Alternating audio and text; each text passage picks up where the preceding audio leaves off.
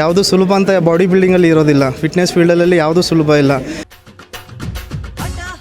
Hard work ಮಾಡಿದ್ದಕ್ಕೆ ನನ್ನ ಕೈಲಿ ಇವತ್ತು world championship gold medal hold ಮಾಡೋಕ್ಕಾಗಿತ್ತು. ನಮ್ಮ ಹೆಸರು ಇರಬೇಕು ಅಂತ ಹೇಳಿ ನಾನು ಇಂಟರ್ನ್ಯಾಷನಲ್ ಕಾಂಪಿಟೇಷನ್ನ ನಾನು ವಿನ್ ಮಾಡಿದೆ ಸರ್. ನಾನು ತುಂಬ ಓವರಾಲ್ ಟೈಟಲ್ಗಳು ಮಾಡಿದ್ದೀನಿ. ಅದೆಲ್ಲ ಅಚೀವ್ಮೆಂಟ್ ಮಾಡಿ ಇವಾಗ ವರ್ಲ್ಡ್ ಚಾಂಪಿಯನ್ಶಿಪ್ಪಲ್ಲೂ ಗೋಲ್ಡ್ ಮೆಡಲ್ ಮಾಡಿದ್ದೀನಿ.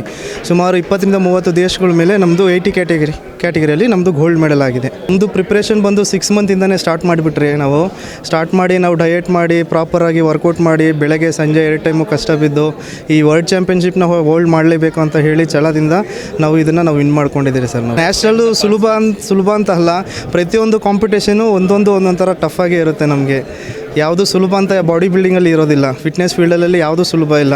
ಪ್ರತಿಯೊಂದು ಕಷ್ಟ ಇದೆ. ಡಯಟಿಂದ ಹಿಡಿದು ನಾವು ಮಾಡೋ ಹಾರ್ಡ್ ವರ್ಕಿಂದ ಹಿಡಿದು ಇಲ್ಲಿಂದ ನಾವು ಖರ್ಚು ಮಾಡ್ಕೊಂಡು ಹೋಗೋದ್ರಿಂದ ಪ್ರತಿಯೊಂದೂ ಹಾರ್ಡ್ ವರ್ಕ್ ಮಾಡಲೇಬೇಕು.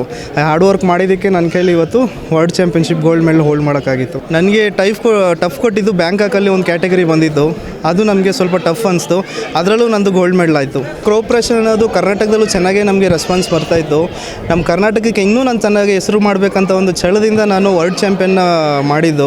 ನಮ್ಮ ಕರ್ನಾಟಕದಲ್ಲಿ ಹೆಸರು ಚೆನ್ನಾಗಿ ಮಾಡಬೇಕು, ನಮ್ಮ ಕರ್ನಾಟಕ ಇನ್ನೂ ಮೇಲೆ ಬರಬೇಕು, ನಮ್ಮ ಹೆಸರು ಇರಬೇಕು ಅಂತ ಹೇಳಿ ನಾನು ಇಂಟರ್ನ್ಯಾಷನಲ್ ಕಾಂಪಿಟೇಷನ್ನ ನಾನು ವಿನ್ ಮಾಡಿದೆ ಸರ್. ನಮಗೆ ಬ್ಯಾಕ್ ಬೋನ್ ಆಗಿದ್ದು ನಮ್ಮ ತಂದೆ ತಾಯಿ, ನಮ್ಮ ವೈಫು, ನಮ್ಮ ಬ್ರದರ್ಸು. ಅದು ಬಿಟ್ಟರೆ ನಮ್ಮ ಅಶ್ವಥನ, ನಮ್ಮ ಸೀನನ್ನ, ಆಮೇಲೆ ನಮ್ಮ ಗುರುಗಳು ಆದಂಥ ನಮ್ಮ ವರ್ತೂರಲ್ಲಿದ್ದಾರೆ ಶ್ರೀನಿವಾಸ್ ಮಣಿ ಅಂತ. ಅವ್ರು ನಮಗೆ ತುಂಬ ಬ್ಯಾಕ್ ಬೋನ್ ಆಗಿದ್ದು ನಮಗೆ ತುಂಬ ಸಪೋರ್ಟ್ ಮಾಡಿದ್ದಾರೆ.